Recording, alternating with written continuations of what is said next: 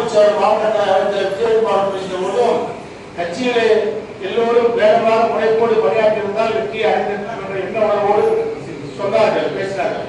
உண்மைதான், யாரும் எதிர்பார்க்கவே இல்லை. இப்படி ஒரு நம்முடைய முன்னாள் சட்டமன்ற உறுப்பினர் வரலாற்று பேசுகிற போது கருத்தை சொன்னார். இது நிலையானது அல்ல, இது ஒரு சுனாமி போன்றது, இது ஒரு புயல் போன்றது, இது ஆடி அடங்கிவிடும். ஆனால் நாம் எழுதியிருந்தால் நிச்சயமாக இரண்டாமான வெற்றியை நம்மால் பெற முடியும். ஆகவே அதிமுகவை பொறுத்தமட்டில் இன்றைக்கு விருதுநகர் மாவட்டத்துடைய 7 தொகுதிகளிலும் அதிமுக தொண்டர்களை போல் எந்த கட்சிக்காவது தொண்டர்கள் வழங்குகிறதா?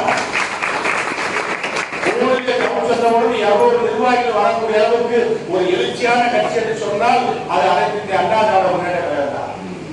கட்சிக்கு கூட சேர முடியுமா? 100 நாள் எந்த நிமிஷமும் கட்சி நிர்வாகிகள் வரக்கூடிய கட்சி தான் அதிமுக தான். ஆகவே நாம் அதிகாரத்திலேயே இருக்க வேண்டும், அப்போதுதான் கட்சியை நடத்த முடியும் என்றெல்லாம் கிடையாது. அதிகாரம் இருக்கக்கூடியவர்களை எதிர்த்து என்று அரசு பண்ணக்கூடிய தெம்புள்ளவர்கள் நீங்கள் யோசிக்க வேண்டாம். பலம் பொருந்திய மலையாளைக்கு ஒப்பான திமுகவையே எதிர்த்து களம் கண்டவர்கள். இன்றைக்கு இவர்கள் கட்டுக்கோப்பான இயக்கமே இல்லாமல் இன்றைக்கு விஜய் அவர்கள் வந்திருக்கிறார். அவர் எந்த கோணத்தில் அவர் ஒரு நடிகராக இருந்து, ஒரு ஸ்டார் நடிகராக இருந்து ஒரு வாயிலில் அவருக்காக வாக்குகளை அளித்தார்கள். யார் வேட்பாளர் என்று தெரியாமலே வாக்குகள் அவர்களுக்கு இருந்தது. உண்மையா இல்லையா? யார் வேட்பாளர் என்றே தெரியாது. ஓட்டு யாருக்கு போட்டீங்கன்னா விசில் போட்டோம்னு சில பேர் சொல்றாங்க. வெற்றி அவர் கிடைச்சது. வேட்பாளர்கள் வெற்றி பெற்றவர்களால் என்ன சாதிக்க முடியும்? நம்முடைய இங்க இருக்கக்கூடிய அத்தனை பேரும் உள்ளாட்சியில பதவியில் இருந்து அனுபவப்பட்டவர்கள்.